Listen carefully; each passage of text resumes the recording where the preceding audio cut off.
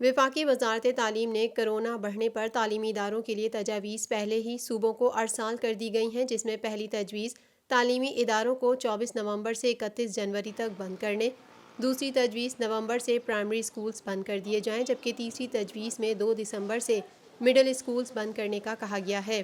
تجاویز میں مزید کہا گیا کہ 15 دسمبر سے ہائر سیکنڈری سکولز کے بچوں کو اداروں میں آنے سے روک دیا جائے، اساتذہ کو اداروں میں بلایا جائے، آن لائن ایجوکیشن کے لیے تیاری کی جائے، مقامی طور پر انتظامات کیے جائیں، ٹیلی اسکول، ٹیلی ریڈیو سمیت آن لائن ایجوکیشن سسٹم کو لاگو کیا جائے۔ وفاقی وزارت تعلیم کی جانب سے تعلیمی سیشن کو 31 مئی تک بڑھانے کی تجویز دی گئی ہے۔ میٹرک، انٹرمیڈیٹ امتحانات جون 2021 میں لیے جائیں گے۔ پاکستان بھر میں نمائندگان کا وسیع نیٹ ورک، ہر خبر جاننے کے لیے دیکھتے رہیے TNN TV۔